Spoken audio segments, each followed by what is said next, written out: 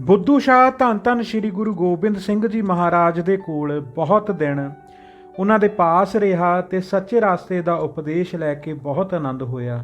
ਉਪਰੰਤ ਆਪਣੇ ਮੁਰੀਦਾਂ ਸਹਿਤ ਸਢੌਰੇ ਵਾਪਸ ਚਲਿਆ ਗਿਆ।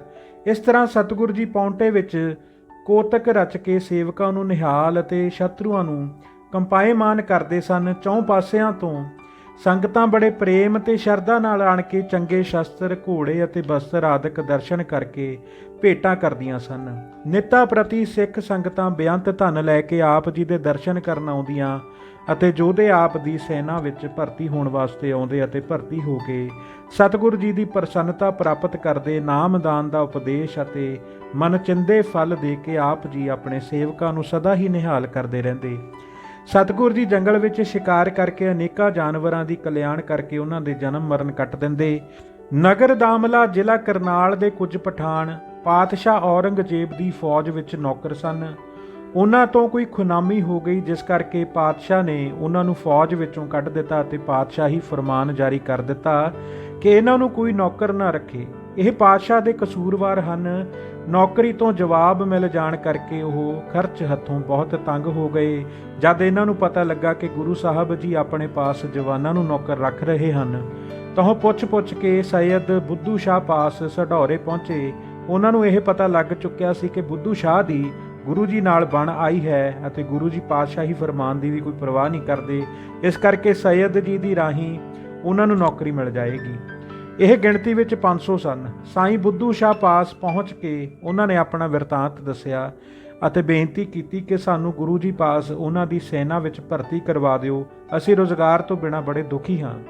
ਬੁੱਧੂ ਸ਼ਾਹ ਨੇ ਉਹਨਾਂ ਦੀ ਦੀਨ ਦਸ਼ਾ ਵੇਖ ਕੇ ਬੇਨਤੀ ਪ੍ਰਵਾਨ ਕਰ ਲਈ ਅਤੇ ਤਿਆਰ ਕਰਕੇ ਸਤਿਗੁਰੂ ਜੀ ਪਾਸ ਪੌਂਟੇ ਲੈ ਆਏ। ਸਾਈਂ ਬੁੱਧੂ ਸ਼ਾਹ ਨੇ ਜਦ ਸਾਰੀ ਗੱਲ ਸਤਿਗੁਰੂ ਜੀ ਨੂੰ ਸਮਝਾਈ ਕਿ ਇਹ ਪਠਾਨ ਲੜਨ ਮਰਨ ਨੂੰ ਤਕੜੇ ਹੁੰਦੇ ਹਨ, ਇਹਨਾਂ ਦੇ ਪਾਸ ਸ਼ਸਤਰ ਵੀ ਹਨ ਅਤੇ ਇਹ ਫੌਜੀ ਲੜਾਈ ਲੜਨ ਦਾ ਢੰਗ ਵੀ ਚੰਗੀ ਤਰ੍ਹਾਂ ਜਾਣਦੇ ਹਨ।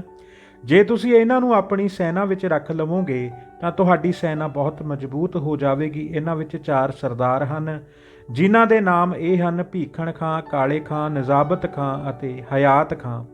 ਬਾਕੀ ਦੇ ਜਿਹੜੇ 496 ਪੈਦਲ ਤੇ ਸਿਪਾਹੀ ਹਨ।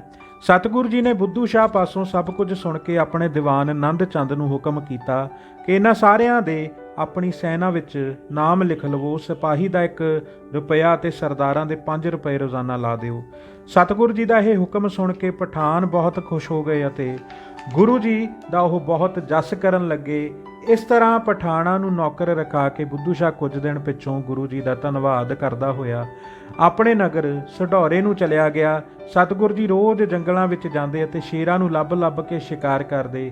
ਇਸ ਤਰ੍ਹਾਂ ਵਨ ਵਿੱਚ ਆਪ ਜੀ ਨੇ ਕੋਈ ਵੀ ਖੁੰਖਾਰ ਜਾਨਵਰ ਨਾ ਰਹਿਣ ਦਿੱਤਾ। ਗਾਈਆਂ ਤੇ ਮੱਝੀਆਂ ਬੇਡਰ ਹੋ ਕੇ ਜੰਗਲ ਵਿੱਚ ਚਰਨ ਲੱਗੀਆਂ। ਰਾਈਆਂ ਨੂੰ ਵੀ ਰਾਹ ਵਿੱਚ ਕਿਸੇ ਜੰਗਲੀ ਜਾਨਵਰ ਦਾ ਡਰ ਨਾ ਰਿਹਾ। ਦੂਨ ਦੇ ਸਭ ਲੋਕ ਸੁਖੀ ਹੋ ਗਏ ਅਤੇ ਗੁਰੂ ਜੀ ਦਾ ਇੱਥੇ ਵਸਣਾ ਆਪਣੇ ਧੰਨ ਭਾਗ ਸਮਝਦੇ। ਜੰਗਲ ਵਿੱਚ ਜਾ ਕੇ ਸਤਿਗੁਰੂ ਜੀ ਸਭ ਸੈਨਿਕਾਂ ਨੂੰ ਤੀਰ, ਬੰਦੂਕ ਅਤੇ ਢਾਲ, ਤਲਵਾਰ, ਬਰਸ਼ੀ, ਨੇਜ਼ਾ ਆਦਿਕ ਸ਼ਸਤਰ ਚਲਾਉਣ ਦਾ ਅਭਿਆਸ ਕਰਾਉਂਦੇ। ਜਦ ਇਸ ਤਰ੍ਹਾਂ ਜੰਗੀ ਅਭਿਆਸ ਹੋਣ ਲੱਗੇ ਤਾਂ ਆਪ ਜੀ ਦਾ ਨਿੱਤ ਪ੍ਰਤੀ ਪ੍ਰਤਾਪ ਵਾਧਾ ਦੇਖ ਕੇ ਪਹਾੜੀ ਰਾਜਿਆਂ ਦੇ ਮਨ ਵਿੱਚ ਸ਼ੰਕਾ ਪੈਦਾ ਹੋ ਗਿਆ ਕਿ ਇਸ ਤਰ੍ਹਾਂ ਬਲਵਾਨ ਹੋ ਕੇ ਗੁਰੂ ਜੀ ਕਿਸੇ ਦਿਨ ਸਾਡਾ ਰਾਜ ਹੀ ਨਾ ਖੋਹ ਲੈਣ। ਇਹਨਾਂ ਅੱਗੇ ਕੋਈ ਅੜ ਨਹੀਂ ਸਕੇਗਾ। ਜਿਸ ਦਾ ਚਾਹਣਗੇ ਆਪਣੇ ਬਲ ਨਾਲ ਰਾਜ ਸਾਂਭ ਲੈਣਗੇ। ਪਹਾੜੀ ਰਾਜੇ ਮਿਲ ਕੇ ਇਸ ਤਰ੍ਹਾਂ ਦੀਆਂ ਸੋਚਾਂ ਸੋਚਣ ਲੱਗੇ।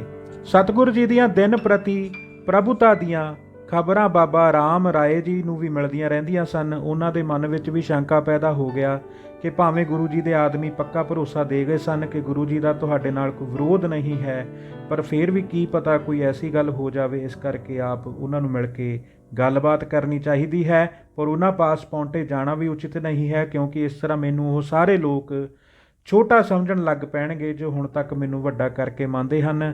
ਜੇ ਕਿਤੇ ਰਾਸਤੇ ਵਿੱਚ ਹੀ ਮੇਲ ਹੋ ਜਾਵੇ ਤਾਂ ਮੇਰੀ ਰਹਿ ਆਵੇਗੀ ਅਤੇ ਗੱਲਬਾਤ ਕਰਕੇ ਸ਼ੰਕਾ ਵੀ ਨਿਵਰਤ ਹੋ ਜਾਵੇਗਾ। ਇਸ ਤਰ੍ਹਾਂ ਵਿਚਾਰ ਕੇ ਬਾਬਾ ਰਾਮ ਰਾਏ ਜੀ ਨੇ ਬਹੁਤ ਸਾਰੇ ਬਸਤਰ ਤੇ ਵਿਭੂਸ਼ਣ ਗੁਰੂ ਜੀ ਦੀ ਭੇਟਾ ਕਰਨ ਵਾਸਤੇ ਇੱਕ ਮਸੰਦ ਨੂੰ ਭੇਜਿਆ। ਬਾਬਾ ਜੀ ਨੇ ਮਸੰਦ ਨੂੰ ਆਖਿਆ ਕਿ ਗੁਰੂ ਜੀ ਨੂੰ ਬੇਨਤੀ ਕਰਨੀ ਕਿ ਬਾਬਾ ਜੀ ਤੁਹਾਨੂੰ ਕਿਸੇ ਨਵੇਕਲੀ ਥਾਂ ਇਕੱਲਿਆਂ ਮਿਲਣਾ ਚਾਹੁੰਦੇ ਹਨ। ਜਦ ਤੁਸੀਂ ਸਾਡੇ ਪਾਸ ਸ਼ਿਕਾਰ ਚੜ੍ਹੋ ਤਾਂ ਬਾਬਾ ਜੀ ਨੂੰ ਖਬਰ ਕਰ ਦੇਣੀ, ਉਹ ਤੁਹਾਨੂੰ ਮਿਲ ਕੇ ਬੜੇ ਪ੍ਰਸੰਨ ਹੋਣਗੇ। ਜਦ ਮਸੰਦ ਨੇ ਪੌਂਟੇ ਪਹੁੰਚ ਕੇ ਗੁਰੂ ਜੀ ਨੂੰ ਬਾਬਾ ਜੀ ਵੱਲੋਂ ਭੇਟਾ ਅੱਗੇ ਰੱਖ ਕੇ ਆਪ ਨਮਸਕਾਰ ਕਰਕੇ ਸਾਰੀ ਗੱਲ ਦੱਸੀ ਤਾਂ ਸਤਿਗੁਰੂ ਜੀ ਨੇ ਫਰਮਾਇਆ, ਅੱਛਾ, ਜਿਸ ਤਰ੍ਹਾਂ ਰਾਮ ਰਾਏ ਜੀ ਦੀ ਇੱਛਾ ਹੈ ਉਸ ਤਰ੍ਹਾਂ ਹੀ ਕੀਤਾ ਜਾਵੇਗਾ। ਐਤਵਾਰ ਦੂਜ ਥਿੱਤ ਨੂੰ ਜਮਨਾ ਵਿੱਚ ਬੇੜੀ ਦੀ ਅਸੀਂ ਸੈਰ ਕਰਾਂਗੇ। ਉਸ ਦਿਨ ਉਹ ਵੀ ਸੈਰ ਕਰਨ ਆ ਜਾਵਣ ਤਾਂ ਬੇੜੀ ਵਿੱਚ ਬੈਠ ਕੇ ਮਿਲਾਪ ਕਰ ਲਵਾਂਗੇ। ਉਪਰੰਤ ਸਤਿਗੁਰੂ ਜੀ ਨੇ ਮਸੰਦ ਨੂੰ ਦੱਸਿਆ ਕਿ ਰਾਮ ਰਾਏ ਦੀ ਸੰਗਤ ਸੱਚੇ ਉਪਦੇਸ਼ ਤੋਂ ਬਿਨਾਂ ਮਤ ਦੀ ਮੋਟੀ ਹੈ। ਉਹਨਾਂ ਪਾਸੋਂ ਧਨ ਇਕੱਠਾ ਕਰਕੇ ਮਸੰਦ ਹੰਕਾਰੀ ਹੋ ਗਏ ਹਨ, ਜਿਸ ਕਰਕੇ ਰਾਮ ਰਾਏ ਜੀ ਨੂੰ ਸ਼ੰਕਾ ਹੈ ਕਿ ਜੇ ਮਸੰਦ ਵਿਗੜ ਗਏ ਤਾਂ ਉਹਨਾਂ ਦੇ ਕੰਮ ਸਿੱਖ ਸੇਵਕਾਂ ਨੂੰ ਹਾਨੀ ਪੁੱਜੇਗੀ। ਅਰਥਾਤ ਸਿੱਖ ਸੇਵਕ ਵੀ ਮਸੰਦਾਂ ਦੇ ਪਿੱਛੇ ਲੱਗ ਕੇ ਵਿਗੜ ਜਾਣਗੇ। ਜਿਸ ਤਰ੍ਹਾਂ ਕਿਸੇ ਰਾਜੇ ਦਾ ਮੰਤਰੀ ਬਹੁਤ ਧਨਵਾਨ ਹੋ ਕੇ ਹੰਕਾਰੀ ਹੋ ਜਾਵੇ ਤਾਂ ਰਾਜੇ ਦੇ ਸੈਨਿਕ ਵੀ ਉਸ ਤਰ੍ਹਾਂ ਵਿਗੜ ਕੇ ਆਪਣੇ ਮਾਲਕ ਦਾ ਨਾਸ਼ ਕਰ ਦਿੰਦੇ ਹਨ। ਇਸ ਕਰਕੇ ਰਾਮ ਰਾਏ ਨੂੰ ਸਾਡੇ ਵੱਲੋਂ ਆਖਣਾ ਕਿ ਸਭ ਵੱਲੋਂ ਸਾਵਧਾਨ ਹੋ ਕੇ ਰਹੋ। ਅਸੀਂ ਜਮਨਾ ਵਿੱਚ ਬੇੜੀ ਵਿੱਚ ਸੈਰ ਕਰਾਂਗੇ, ਉੱਥੇ ਆਣ ਕੇ ਮੇਲ ਕਰ ਲੈਣ।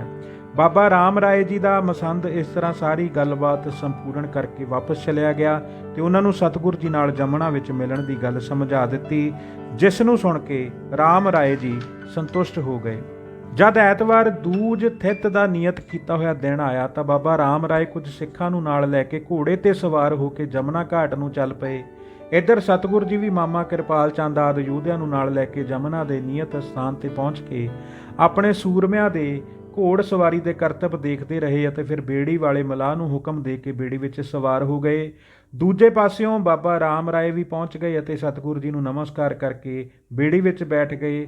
ਸਤਿਗੁਰੂ ਜੀ ਅਤੇ ਰਾਮ ਰਾਏ ਜੀ ਬੇੜੀ ਦੀ ਸੈਰ ਸਮੇਂ ਆਪਸ ਵਿੱਚ ਉੱਤਰ ਪ੍ਰਸ਼ਨ ਕਰਕੇ ਬੜੇ ਪ੍ਰਸੰਨ ਹੋਏ।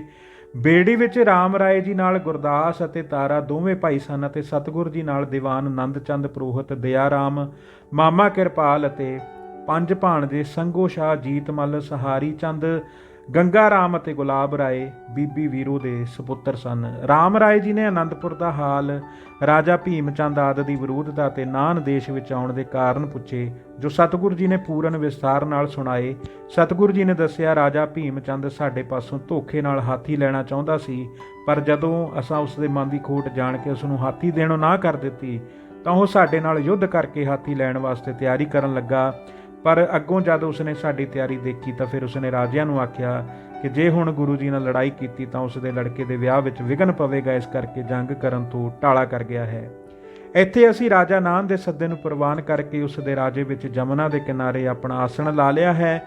ਰਾਜਾ ਭੀਮ ਚੰਦ ਦੀ ਇਸ ਖੋਟੀ ਚਾਲ ਨੂੰ ਸੁਣ ਕੇ ਬਾਬਾ ਰਾਮ ਰਾਏ ਜੀ ਨੇ ਬੜਾ ਦੁੱਖ ਪ੍ਰਗਟ ਕੀਤਾ ਤੇ ਬੇਨਤੀ ਕੀਤੀ ਕਿ ਮੇਰੀ ਉਮਰ ਹੁਣ ਥੋੜੀ ਕੁ ਹੀ ਬਾਕੀ ਹੈ, ਤੁਸਾਂ ਸਾਡੇ ਉੱਤੇ ਕਿਰਪਾ ਦ੍ਰਿਸ਼ਟੀ ਹੀ ਰੱਖਣੀ, ਪਿਛਲੇ ਭੇਦ ਭਾਵਾਂ ਨੂੰ ਹਿਰਦੇ ਵਿੱਚ ਨਾ ਰੱਖਣਾ ਅਤੇ ਸਾਡੇ ਡੇਰੇ ਦੀ ਸੰਭਾਲ ਰੱਖਣੀ। ਬਾਬਾ ਰਾਮ ਰਾਏ ਜੀ ਨੇ ਕਿਹਾ ਕਿ ਤੁਸੀਂ ਆਪਣੀ ਸੋਢੀ ਬੰਸ ਦੇ ਸ਼੍ਰੋਮਣੀ ਹੋ, ਵਿਘਨਾਂ ਅਤੇ ਦੁੱਖਾਂ ਦੇ ਹਨੇਰੇ ਨੂੰ ਦੂਰ ਕਰਨ ਵਾਲੇ ਸੂਰਜ ਹੋ। ਸ੍ਰੀ ਗੁਰੂ ਨਾਨਕ ਦੇਵ ਜੀ ਨੇ ਜਿਹੜਾ ਜਹਾਜ਼ ਸਿੱਖੀ ਦਾ ਅਨੇਕ ਪ੍ਰਕਾਰ ਦੇ ਜੀਵਾਂ ਦੇ ਸਮਾਜ ਨਾਲ ਭਰਿਆ ਸੀ, ਉਸ ਵਿੱਚ ਬੜੇ ਤਿੱਖੇ ਵਿਘਨ ਪੈ ਗਏ ਹਨ। ਇਸ ਕਰਕੇ ਸਿੱਖੀ ਸੇਵਕੀ ਦਾ ਜਹਾਜ਼ ਟੁਕੜੇ ਟੁਕੜੇ ਹੋ ਗਿਆ ਹੈ। ਭਾਵ ਕੋਈ ਕਿਸੇ ਪਾਸੇ ਜਾ ਲੱਗਾ ਹੈ, ਕੋਈ ਕਿਸੇ ਪਾਸੇ। ਤੁਸੀਂ ਹੁਣ ਇਸ ਨੂੰ ਇਕੱਠਾ ਕਰਕੇ ਇੱਕ ਕਰ ਦਿਓ ਅਤੇ ਗੁਰੂ ਨਾਨਕ ਦੇਵ ਜੀ ਦੀ ਸਿੱਖੀ ਦੇ ਭਰੇ ਹੋਏ ਜਹਾਜ਼ ਨੂੰ ਸੰਸਾਰ ਸਮੁੰਦਰ ਤੋਂ ਪਾਰ ਕਰੋ। ਰਾਮ ਰਾਏ ਜੀ ਨੇ ਕਿਹਾ ਕਿ ਅਸਾਂ ਆਪਣੇ ਪਿਤਾ ਗੁਰੂ ਹਰ ਰਾਏ ਜੀ ਪਾਸੋਂ ਵੀ ਇਹ ਵਾਕ ਸੁਣਿਆ ਸੀ। ਉਹਨਾਂ ਨੇ ਫਰਮਾਇਆ ਸੀ ਕਿ ਅਸਾਂ ਧਿਆਨ ਲਾ ਕੇ ਵੇਖਿਆ ਹੈ ਕਿ ਗੁਰੂ ਨਾਨਕ ਦੇਵ ਜੀ ਦੀ ਸਿੱਖੀ ਦਾ ਜਹਾਜ਼ ਟੁਕੜੇ ਟੁਕੜੇ ਹੋ ਗਿਆ ਹੈ ਅਤੇ ਇਹ ਜਹਾਜ਼ ਤਦ ਹੀ ਇਕੱਠਾ ਹੋ ਸਕੇਗਾ ਜਦ ਕੋਈ ਇਸ ਨੂੰ ਇੱਕ ਕਰਨ ਵਾਲਾ ਮਹਾਂਪੁਰਖ ਪੈਦਾ ਹੋਵੇਗਾ। ਤਦ ਤੋਂ ਮੈਂ ਇਸ ਗੱਲ ਨੂੰ ਵਿਚਾਰਦਾ ਰਿਹਾ ਹਾਂ ਕਿ ਉਹ ਐਸਾ ਕਿਹੜਾ ਪੁਰਖ ਹੋਵੇਗਾ। ਸੋ ਹੁਣ ਤੁਹਾਡੇ ਦਰਸ਼ਨ ਕਰਕੇ ਮੈਨੂੰ ਚੰਗੀ ਤਰ੍ਹਾਂ ਪ੍ਰਤੀਤ ਆ ਗਈ ਹੈ, ਉਹ ਤੁਸੀਂ ਹੀ ਹੋ ਜੋ ਵਿਗੜੇ ਚਿੱਤਾਂ ਵਿਰੋਧੀਆਂ ਨੂੰ ਸੁਧਾਰਨਾ ਕਰੋਗੇ।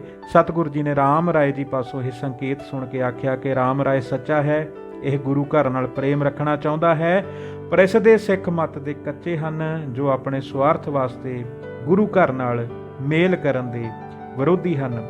ਇਹ ਬਚਨ ਬਿਲਾਸ ਕਰਕੇ ਸਤਿਗੁਰੂ ਜੀ ਨੇ ਭਾਈ ਬਹਿਲੋ ਕੇ ਗੁਰਦਾਸ ਮੱਲ ਨੂੰ ਆਖਿਆ ਕਿ ਤੂੰ ਆਪਣੇ ਭਾਈ ਤਾਰੇ ਨੂੰ ਆਖ ਕੇ ਸਾਡੇ ਸਾਹਮਣੇ ਤੀਰ ਚਲਾਵੇ, ਵੇਖਾਂਗੇ ਉਹ ਕਿਸ ਦੇ ਬਲ ਨਾਲ ਤੀਰ ਚਲਾਉਂਦਾ ਹੈ, ਜਿਸ ਕਰਕੇ ਤੂੰ ਇਤਨਾ ਹੰਕਾਰ ਕੀਤਾ ਸੀ। ਮੇਰਾ ਭਾਈ ਤਾਰਾ ਗੁਰੂ ਜੀ ਨੂੰ ਤੀਰ ਅੰਦਾਜ਼ੀ ਵਿੱਚ ਮਾਤ ਪਾ ਦੇਵੇਗਾ। ਇਹ ਬਚਨ ਸੁਣ ਕੇ ਗੁਰਦਾਸ ਅਤੇ ਤਾਰੇ ਨੇ ਆਪ ਜੀ ਤੋਂ ਖਿਮਾ ਮੰਗੀ ਅਤੇ ਕਿਹਾ ਕਿ ਗੁਰੂ ਜੀ, ਆਪ ਜੀ ਤੋਂ ਬਿਨਾਂ ਸਾਨੂੰ ਹੋਰ ਕਿਸੇ ਦੇ ਬਲ ਦਾ ਸਹਾਰਾ ਨਹੀਂ ਹੈ। ਗੁਰੂ ਜੀ ਨੇ ਕਿਹਾ, ਤਾਰਾ ਉਦੋਂ ਚੜ੍ਹਿਆ ਸੀ ਜਦੋਂ ਤੂੰ ਉਸ ਦੇ ਤੀਰ ਅੰਦਾਜ਼ੀ ਦੇ ਬਲ ਦਾ ਵਰਣਨ ਕੀਤਾ ਸੀ, ਪਰ ਹੁਣ ਉਹ ਡੁੱਬ ਗਿਆ ਹੈ। ਇਤਨੀ ਵਾਰਤਾਲਾਪ ਉਪਰੰਤ ਬਾਬਾ ਰਾਮ ਰਾਏ ਜੀ ਬੜੀ ਪ੍ਰਸੰਨ ਚਿੱਤ ਗੁਰੂ ਜੀ ਨੂੰ ਨਮਸਕਾਰ ਕਰਕੇ ਆਪਣੇ ਅਸਥਾਨ ਨੂੰ ਚਲੇ ਗਏ ਅਤੇ ਗੁਰੂ ਜੀ ਆਪਣੇ ਡੇਰੇ ਆ ਗਏ। ਧੰਨ ਧੰਨ ਸ੍ਰੀ ਗੁਰੂ ਗੋਬਿੰਦ ਸਿੰਘ ਜੀ ਮਹਾਰਾਜ। ਵਾਹਿਗੁਰੂ ਜੀ ਕਾ ਖਾਲਸਾ, ਵਾਹਿਗੁਰੂ ਜੀ ਕੀ ਫਤਿਹ।